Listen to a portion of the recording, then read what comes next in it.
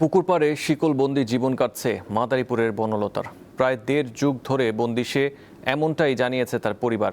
অর্থের অভাবে চিকিৎসাও হচ্ছে না। বর্তমানে ৪০ ঊর্ধ্ব বনলতা আবার সুস্থ জীবনে ফিরবে, এমনটাই প্রত্যাশা স্বজন ও এলাকাবাসীর।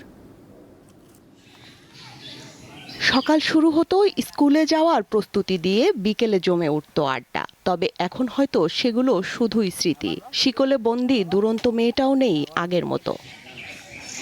মাদারীপুরের ডাসার উপজেলার নয়াকান্দি গ্রাম, সেখানে মানবেতর জীবনযাপন করছেন বনলতা হালদার। ৮ম শ্রেণীতে পড়ার সময় হঠাৎ মানসিক ভারসাম্য হারিয়ে ফেলে সে। বনলতার বাবা জীবিত থাকাকালে সাধ্যমতো চিকিৎসা করিয়েছিলেন। তার মৃত্যুর পর বর্তমানে অন্যের জমিতে কৃষিকাজ করে কোনোভাবে সংসার চালান মা ও ২ ভাই। অভাবের কারণে বন্ধ হয়ে গেছে বনলতার চিকিৎসা, তাই শিকলেই আটকে গেছে তার জীবন। ওই ওষুধের কারণে নাকি কোন কারণে জানি না, মানসিক দিকটা একটু সমস্যা হয়ে গেল।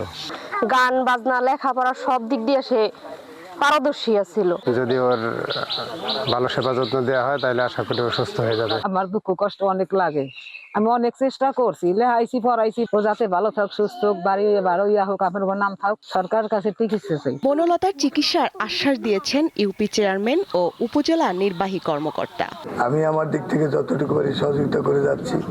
আশা করি যে আগামীতে যদি আরো কোনো সহযোগিতা আসে, আমি চেষ্টা করব সহযোগিতা করার জন্য। পরিবারের সম্মতিক্রমে তারা যদি সরকারি মানসিক হাসপাতালে যদি চিকিৎসা নিতে ইচ্ছুক থাকে, সেক্ষেত্রে আমরা প্রশাসন থেকে তাকে হাসপাতালে পাঠানোর, তাকে অ্যাডমিট করার সম্পূর্ণ ব্যবস্থা নেব।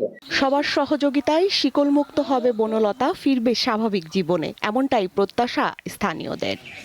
স্বস্তিকা সিংহ, দীপ্ত, বার্তা কক্ষ।